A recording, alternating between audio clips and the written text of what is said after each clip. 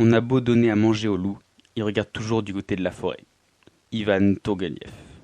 Bonjour à tous et bienvenue dans ce 35e épisode d'Electron Penseur.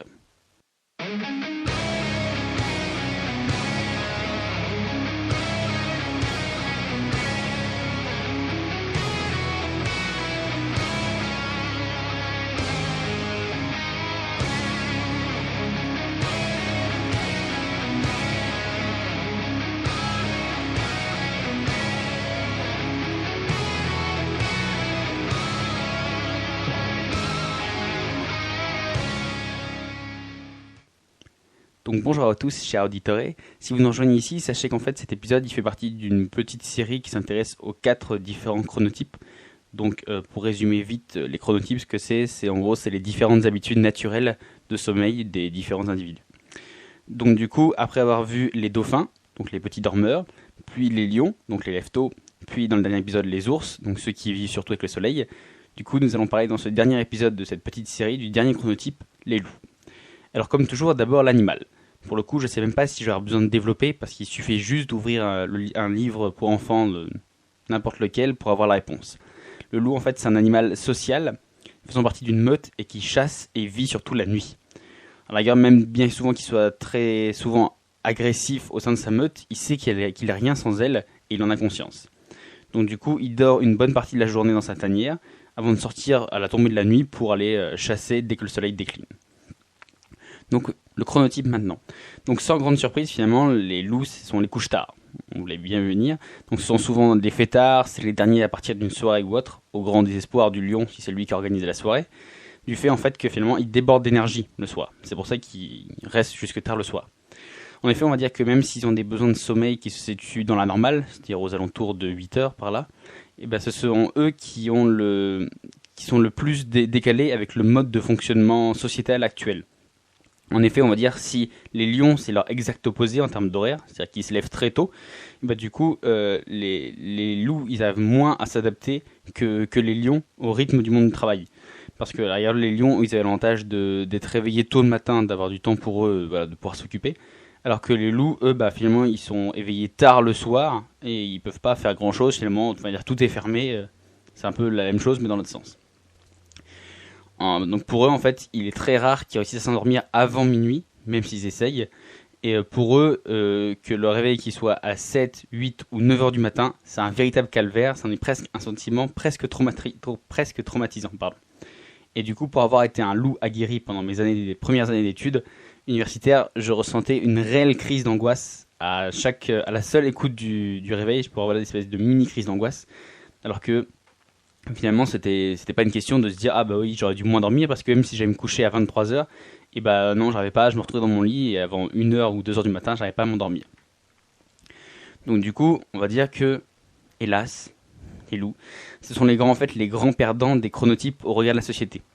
Parce que du coup, du fait que leur sommeil, il devrait continuer jusque 9 ou 10 heures du matin, ce qui est impossible parce que la plupart des gens, des jobs, ils commencent avant. Donc du coup, ils sont obligés de casser le rythme du sommeil. Du coup, ils commencent la journée, ils sont en manque de sommeil. Ils vont être crevés tout au long de la journée. Limite, ils vont être presque traités de feignants ou de fêtards ou de couche-tard abusifs. Parce que du coup, même en début d'après-midi, ils sont encore en pleine léthargie. Et voilà, les autres chronotypes vont leur dire bah ouais, mais t'avais qu'à pas sortir si tard hier soir ou il fallait te coucher plus tôt hier soir. Alors que pourtant, forcément, c'est pas forcément de leur faute. Et finalement, quand leur chronotype il se réveille et quand ils commencent vraiment à avoir la pêche et tout ça en fin de journée à partir de 16 heures, et ben là, leur taf il se termine dans 2 heures. Donc du coup, ils bossent comme des fous juste avant la fin du boulot. Et donc du coup, en plus, ils insupportent leurs proches lions et ours qui, eux, commencent à arriver à bout de force, ils commencent à plus en pouvoir parce que voilà, ils sont debout depuis presque une dizaine d'heures, pendant que les loups, eux, ils sautent partout parce que c'est à ce moment-là qu'ils sont à la pêche. Et donc finalement, l'horaire, il fait le tri, et bien souvent, les loups, ils se retrouvent du coup, tard dans la soirée, ils se retrouvent seuls, ou juste entre loups en fin de soirée. On va dire qu'ils peuvent pas vraiment mettre à contribution toute l'énergie dont ils débordent parce que bah voilà il fait nuit donc ils peuvent pas vraiment aller courir, ils peuvent pas voilà ils sont débordants d'énergie mais bon tout le monde s'est endormi, tout le monde est crevé et du coup voilà eux ils ont encore la pêche mais il fait nuit. Donc du coup on va dire que les loups c'est un peu les incompris de la société. Donc ce qui peut notamment créer chez eux un espèce de sentiment de frustration parce que voilà ils sont un peu traités injustement ils sont un peu traités de feignants parce que voilà, toute la journée ils sont un peu léthargiques ou autres. Et voilà, ils sont un peu traités aussi de fêtards abusifs, alors que c'est pas forcément de leur faute, c'est juste que eux le soir ils ont la pêche par rapport aux autres qui s'écroulent quoi. Mais tout n'est pas si noir, et d'ailleurs c'est pas l'habitude de la maison de voir le verre à moitié vide. Donc du coup voyons plutôt le verre à moitié plein. Donc déjà le premier point positif c'est que les loups ce sont les meilleurs conteurs d'histoire de fin de soirée. Et pour la bonne raison qu'ils étaient encore debout quand elles ont eu lieu. À la rigueur, voilà, c'est eux qui vont un peu rendre jaloux les fameux lions qui disent ah moi j'ai loupé ça parce qu'à 19h je me suis écroulé. Bah, du coup voilà, souvent c'est ça dans les soirées Watch, vous avez une espèce de conteur de mecs qui vous racontent tout ce qui s'est passé, tout ça. Donc du coup voilà, c'est tout simplement parce que lui y était. Donc vous avez aussi cette petit avantage social quoi, de pouvoir vivre voilà, un peu des aventures. Et en plus, on va dire, donc attention, c'est toute proportion gardée, mais on va dire que comme ils sont à leur plus haut niveau de forme durant l'happy hour, l'apéro ou la soirée, bah du coup ils subissent relativement moins directement les effets de l'alcool qui s'aggravent, on va dire, avec l'état de la fatigue. Si vous êtes fatigué et que vous buvez un peu d'alcool, crac, ça vous tombe dessus, vous vous écroulez. Donc du coup, eux, comme ils sont en plein dans leur moment de boom, dans leur plein de pic de forme, et bah du coup leur corps il a tendance à mieux supporter l'alcool, ce qui fait que bah voilà, quand tout le monde s'est écroulé ou autre, et bah eux ils sont encore là pour voir plus ou moins ce qui se passe. Je dis pas après, voilà, vous n'êtes pas non plus des surhumains, hein, si vous prenez 12 shots à la suite à 19h, vous allez quand même vous écrouler à 20h, ne vous inquiétez pas. Ensuite, le fait qu'ils soient en pleine forme en fin de journée, et bah du coup ça leur permet de mieux profiter de leur famille et de leurs amis. Notamment, ils peuvent se montrer plus patients pour la peine des autres. Par exemple, voilà, quand, je sais pas, votre conjoint ou autre, qui rentre du travail, qui dit ah ouais, moi j'ai passé une mauvaise journée, tout ça.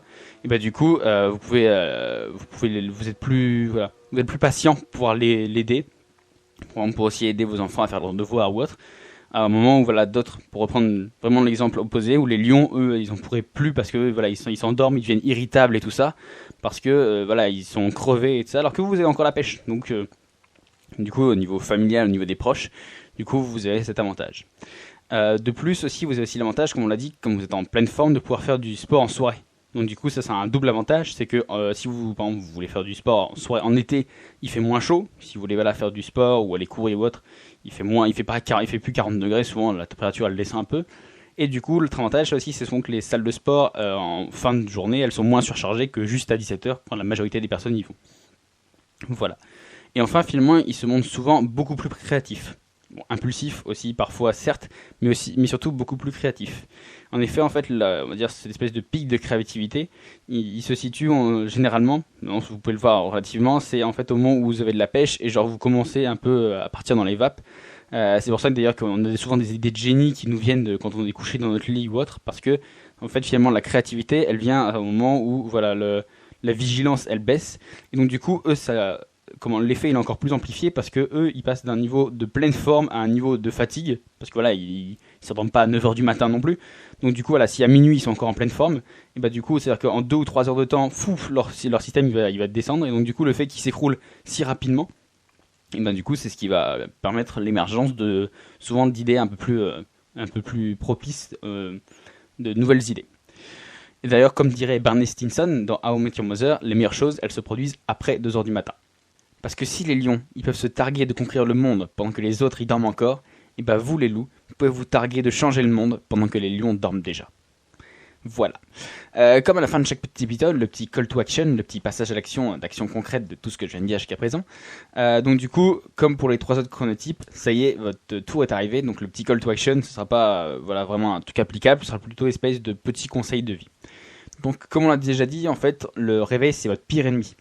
Donc du coup, à vous, et on va dire juste à vous, il est conseillé de mettre plusieurs réveils pour essayer de diminuer l'impact négatif de celui-ci. Pour éviter que voilà, que ça vous passe vraiment dans un état de sommeil profond directement à un truc d'éveil, ça risque de vous tuer.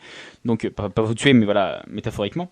Donc du coup, la technique c'est voilà, vous pouvez mettre plusieurs petits réveils. Attention, on va dire pas plus de 2-3 max. Parce que sinon, si vous en mettez plus, le réveil il perd sa fonction d'éveil vis-à-vis du cerveau. Parce que le cerveau il est tellement habitué à ce qu'il y ait tellement de réveil que finalement ça le réveille plus vraiment, et ça fait l'effet inverse. C'est que vous pouvez en mettre plein et donc du coup vous restez toujours dans une espèce de léthargie sans fin. Donc du coup en fait le but ici c'est d'essayer de vous réveiller étape par étape pour limiter les dégâts. Enfin, dès que vous êtes debout, donc pour faire comprendre à votre cerveau que la nuit elle est finie, parce que si vous ne le faites pas comprendre, en fait, il va continuer de vous noyer sous la mélatonine. Donc la mélatonine, c'est l'hormone du sommeil. Et donc du coup, vous, normalement, quand on fait un peu des analyses, les personnes qui ont une tendance à être un loup, leur cerveau, il sécrète de la mélatonine jusque tard dans la matinée. Et donc du coup, enfin, voilà. Donc ce problème, c'est que si vous faites pas comprendre à votre cerveau que la nuit est finie, tout ça, pour essayer de stopper cette production de mélatonine, et bah du coup, vous allez rester léthargique jusque voilà en fin de matinée, quand il aura fini de vous noyer là-dessous.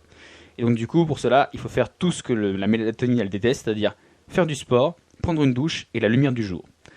Donc du coup voilà, donc le conseil c'est quand vous vous levez, bah, voilà, je sais pas, vous faites quelques pompes ou vous allez faire même vous sortez juste de chez vous, vous faites le tour du pâté de maison en marchant, vous allez avoir et le sport et la lumière du jour. Du coup voilà, ça va vous mettre un petit coup de fouet, vous rentrez, vous prenez une douche pour commencer la journée et voilà, normalement ça devrait aller un peu mieux que si vous êtes juste levé au bout du 12e réveil, traîné jusqu'en bas des escaliers et vautré dans le canapé. Ensuite, du coup, l'autre conseil que je peux vous donner, c'est de profiter de vos heures de productivité, qui sont en fin d'après-midi, pour essayer d'abattre le maximum de travail possible. Parce qu'à l'arrière, durant votre journée, vous en avez forcément, les lions, ils vont vous narguer parce que eux, ils ont déjà fait leur travail avant midi. Mais vous allez pouvoir boucler votre travail dans les 3 dernières heures de taf. Pendant que tout le monde a les yeux fixés sur l'horloge en disant bon, quand est-ce que c'est fini? Et ben vous, c'est pas vous êtes à plein régime et donc du coup, c'est là que vous allez être le plus productif. Parce qu'en effet, votre période optimale d'énergie, elle se situe entre 17h et 1h du matin. Donc à la rigueur, l'avantage, donc si vous pouvez, c'est d'essayer de décaler un peu légèrement vos horaires plus tard dans la soirée, donc quitte à commencer plus tard. Mais on va dire à la rigueur, les meilleurs jobs que vous pourriez avoir, c'est de travailler dans le monde du spectacle ou dans la restauration. Donc voilà, c'est souvent voilà, des moments où on travaille soit en début de soirée, soit assez tard le soir. Donc du coup, ça correspond pile avec votre niveau d'énergie. Ensuite, même si l'envie elle est tentante, il ne faut pas faire de sieste. Parce que si vous faites d'une sieste, là c'est la fin du monde. Parce que ça ferait que décaler le sommeil du soir. Donc ça vous décalez encore d'une heure ou deux le soir. Ce qui va vous rendre encore plus fatigué le lendemain. Et alors là, voilà, c'est la boucle, la spirale infernale. Parce que vous êtes encore plus tenté de faire une sieste et ça s'arrête jamais.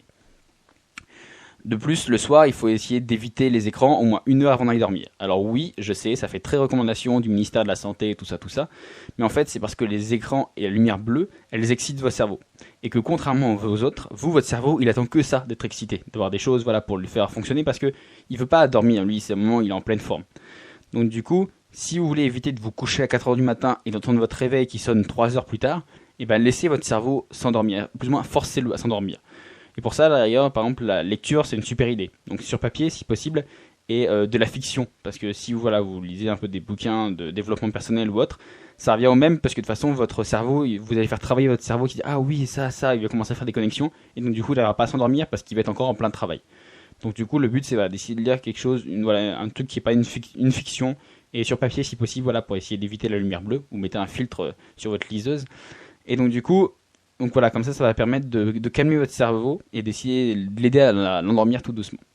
Et quand vous n'arrivez plus à voir les mots, ou que vous n'arrivez plus à comprendre ce que vous lisez, il va vous refermer le bouquin, vous éteignez la lumière, et là souvent je vous garantis un sommeil en moins de 15 minutes. Voilà, donc là c'était les petits conseils pour les loups. Vous voyez, c'est un peu les grands incompris de la société, parce que voilà, ils vivent un peu en marge, un peu façon lion, mais sauf que les lions, eux, ils sont plus on leur attribue plus une espèce d'image de conquérants du monde, que c'est les entrepreneurs qui se lèvent tôt le matin, que c'est les riches et tout ça, alors que souvent les loups c'est un peu considéré comme c'est juste des fêtards, c'est juste des mecs qui bossent toute la nuit ou autre. Mais il faut savoir que il y a aussi plein de génies qui ont sorti des inventions en pleine nuit ou autre. Et d'ailleurs, frère Lou, moi je vous laisse parce que j'enregistre actuellement ce podcast à 23h38. Donc voilà, il est actuellement en pleine nuit. Et donc du coup, voilà, moi je vous laisse et je vous dis à la semaine prochaine pour un nouvel épisode. Et d'ici là, dormez bien. Ciao!